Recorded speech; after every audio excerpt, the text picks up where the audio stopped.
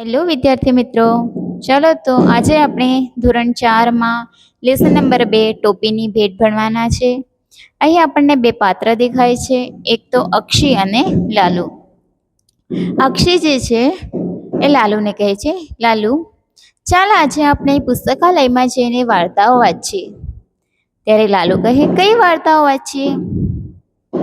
અક્ષી કહે, અકબર બિરબલની વાર્તાઓ વાંચીએ. તો ચાલો આજે આપણે અકબર અને બિરબલની વાર્તા જે છે એ અભ્યાસીશું.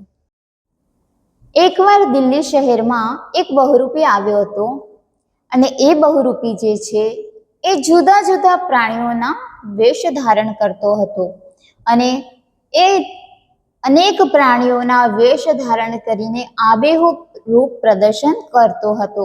એવી જ રીતના એ કલા પ્રદર્શિત કરતો હતો. એ જાણ જે છે એ શહેનશાહ અકબરને એની જાણ થાય છે કે દિલ્હી શહેરમાં એક બહુરૂપી આવ્યો છે અને અનેક પ્રાણીઓના વેશ ધારણ કરીને બતાવે છે. તેથી તેઓ પણ તેમના રસાલા સાથે એ બહુરૂપીનો ખેલ જોવા માટે જાય છે. એ શું કરે છે? એમના રસાલાને લઈને, નોકરોને લઈને એ બહુરૂપીનો ખેલ જોવા માટે દિલ્હી શહેરમાં જાય છે. હતું અને એ શહેરમાં એકવાર એક બહુરૂપી આવે છે અને એ બહુરૂપી જે છે એ જુદા જુદા પ્રાણીઓના એટલે જ કે અનેક પ્રાણીઓના વેશ ધારણ કરીને બતાવે છે.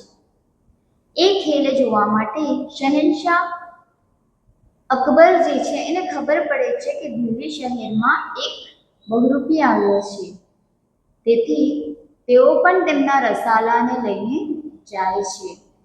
અકબર જે છે એમના રસાલા એટલે કે નોકરોને લઈને બહુરૂપીનો ખેલ જોવા માટે દિલ્હી જાય છે. બહુરૂપીએ અલગ અલગ વેશ બતાવ્યા. અનેક પ્રાણીઓના વેશ ધારણ કરીને એ બહુરૂપી બતાવતો હતો.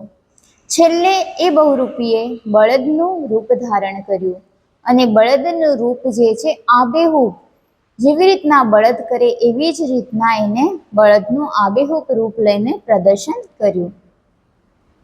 જે અકબર જે હતા શહેનશાહ એ જોવા માટે આવ્યા હતા, ખૂબ ખુશ થઈ ગયા અને બધા તાળીઓ પાડી રહ્યા હતા.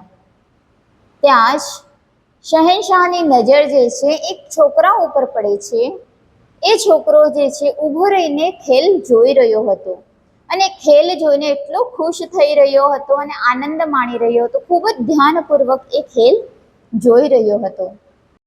છે એક નીચેથી નાનો પથ્થર ઉપાડે છે અને એ બળદની પીઠ પર ફેંકે છે અને એ પછી ખુશ થઈને તાળીઓ પાડવા લાગે છે અને પોતે માથા ઉપર જે ટોપી પહેરેલી હોય એ ટોપી એ નીચે ફેંકી દે છે.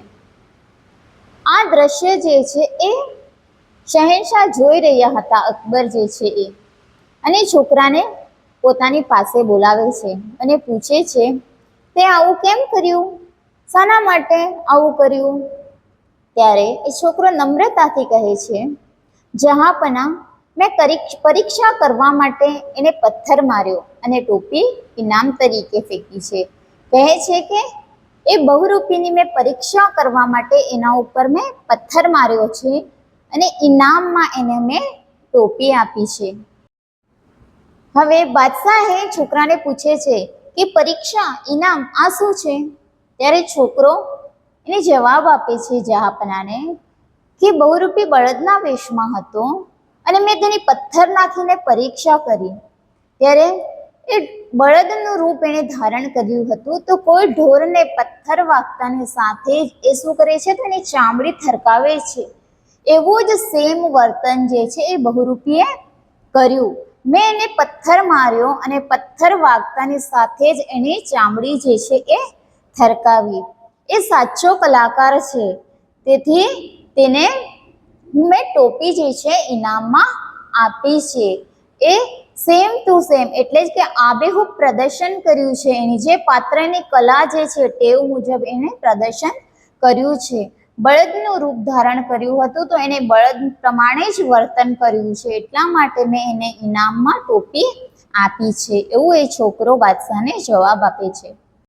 આવો જવાબ છોકરાનો સાંભળીને બાદશાહ ખૂબ ખુશ થઈ જાય છે.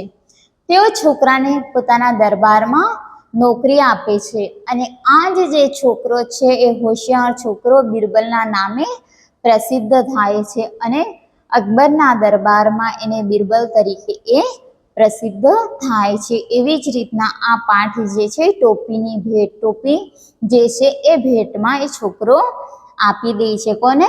તો બહુરૂપીને. કેમ આપે છે? તો એ બળદનું રૂપ ધારણ કર્યું હતું અને બળદના ઢોરના સ્વભાવ મુજબ તેણે પોતાનું આબેહૂબ પ્રદર્શન કર્યું માટે.